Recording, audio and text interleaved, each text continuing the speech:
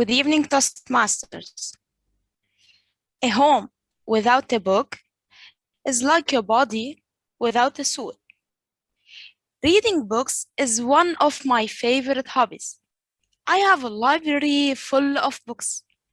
I adore the smell of books. I read 1 hour each day before sleeping. I finish one book each week. Till now, I read around 300 books in my whole life. My favorite books are about business and self-development. On my holidays, I pick up a book and I get so engrossed in it that I often forget to eat. My mother must yell at me to have my lunch. Most of my relatives and friends know that the best gift they can give me is a book. I discovered how reading gave me the distinction of thinking, proof of presence, and persuasion. I became stronger in dealing with people, negotiating, and convincing others. Do you know what is better than reading books? Well, turning your hobby into a business. That's exactly what I did. I started my own business under name of Books Leader 6 years ago. I started very small with just 10 books. You can imagine how much I faced negative comments. Like, Ayat, you got an MBA in HR just to do this silly business? Come on, go and search for something bigger, something that gives you money in return. Do you think nowadays you can find customers who read books? And a lot of other comments. No one supported me at the beginning of my business. But I was persistent and I had a big determination to reach my goal. I silenced these voices and I cut my relationship with negative people. I surrounded myself with people who gave me energy, positive vibes, and motivates me to continue. I focused on how to reach more customers and where to find the best suppliers. I used to sell books from my friends and doctors at university.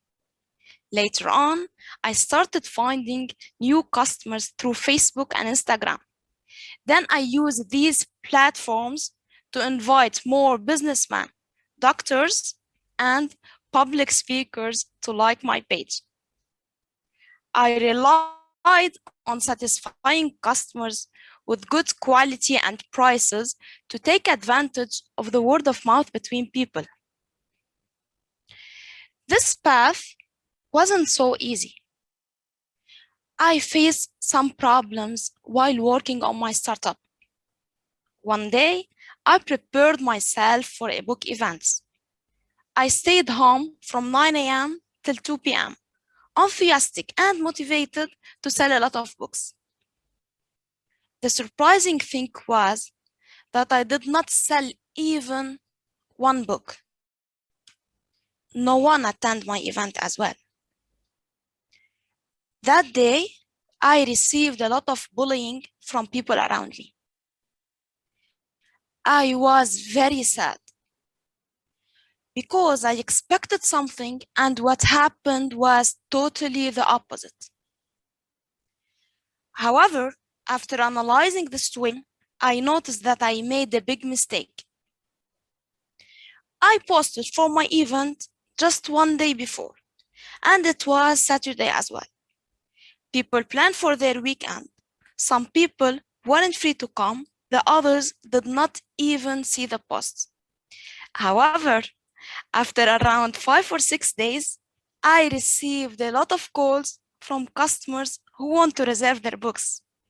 At the end, I sold out all my book collection of this failed event. I learned a big lesson from this. I realized that I should market for my event at least 1 week before. I faced another problem after the explosion on the 4th of August. Most of the suppliers that I used to buy from stopped working because they were broke. So, after that day, I have to start from zero to find new suppliers. Even though I'm gaining a good money from selling books, but I have to mention that my goal at the beginning of my business was not just for financial reason. It's much deeper than that. I wanted to create a high PR level in business, medical field, and psychology.